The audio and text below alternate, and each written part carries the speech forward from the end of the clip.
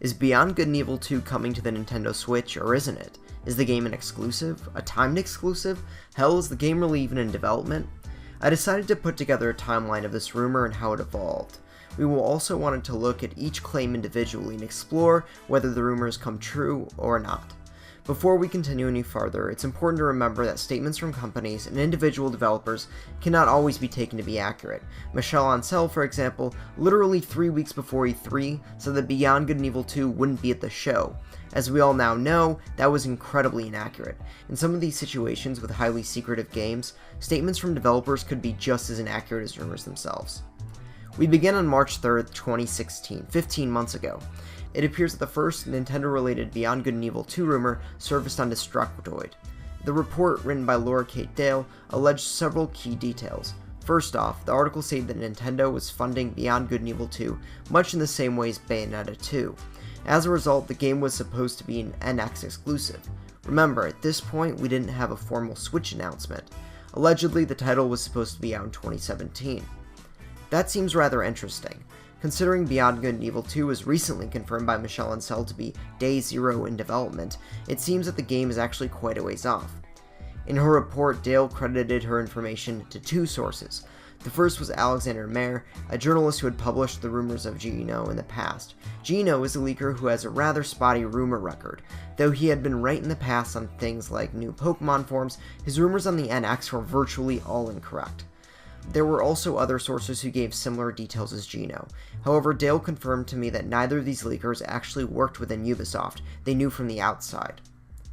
The next time a report popped up was October 17th, 2016. At this point, Laura Kate Dale published another report on her own website, Let's Play Video Games. This report seemed to be far more accurate than the previous one in terms of details that have actually come true. Dale reported that the title is planned to be more of a standalone reboot than a traditional sequel, for example. This detail has, of course, turned out to be correct. However, she also wrote that the new game would continue to extrapolate on the ending of the original one. Given that Beyond Good and Evil 2 looks to be a prequel, that detail is not wholly accurate. She also wrote that there were plans for a CG trailer, to be treated as a tone piece rather than a plot or gameplay reveal. That detail was true at this year's E3. However, Dale also wrote that this trailer would be revealed alongside a Switch announcement, which obviously it was not. Essentially, what we're learning so far is there are pieces of the rumor that are turning out to be true, however, not all the rumors have come to fruition. The rumors could have just been completely inaccurate, which is entirely possible. However, years since its announcement, it is clear that Beyond Good and Evil 2 has had a turbulent development process. Ideas and plans could have swung back and forth at any given moment. Perhaps the title was actually planned to be revealed as a Switch game in October of last year, but it's been 7 months since that rumor. Revealed plans could have easily vacillated since that time, which could explain why a rumor may have been only partially correct.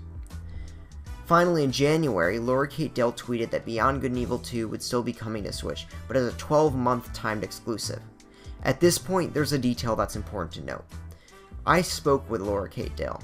Whereas in previous rumors, Dale relied on two sources outside the company for information, as we discussed before, beginning in January, her Ubisoft rumors came from a single source inside Ubisoft.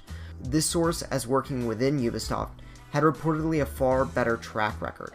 According to Dale, this source was the one that told her the name Mario plus Rabbids Kingdom Battle, gave her a September release date for the game, it actually came out on August 29th, and named Grant Kirkhope as the composer.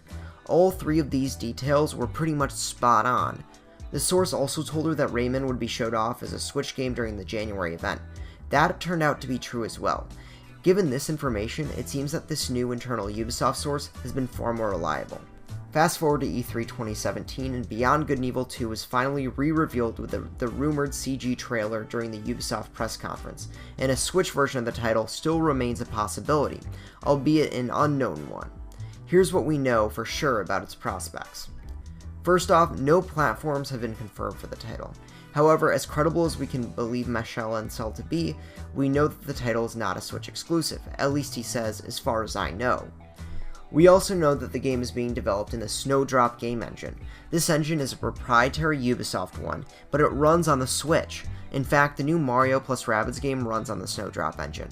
However, this doesn't mean the game is for sure launching on the Switch. The new South Park game and a Ghost Recon game was also developed on Snowdrop, and neither of those titles came to the Switch. We also wanted to point out a quick clarification regarding the tweet that Ubisoft Spain sent out via its Twitter account seemingly confirming the existence of the title on Switch. You may have heard about this. Apparently, the headline of the tweet matched up exactly to the text of the article. It's likely that the tweet simply autofilled based off what was written in the news piece. In fact, the information has since been updated not only on the feed of Ubisoft, but in the news article itself it's been corrected. Finally, Dale still maintains that the title will be a one-year exclusive to the Switch. However, this information is somewhat out of date. When contacted for more information, Dale told me that she last spoke with her source in March for an update on Beyond Good and Evil 2 exclusivity status. As previously noted, development details for a title so early in development can easily change and adjust.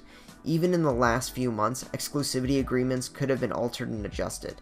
After all, as we all know, this wouldn't be the first case of an Ubisoft title launching for other platforms after originally being planned as an exclusive. We've been tracking these rumors and will continue to do so as they surface. If you liked what you saw, please don't forget to like and subscribe. If you didn't, let me know why in the comments below, and let me know what you think.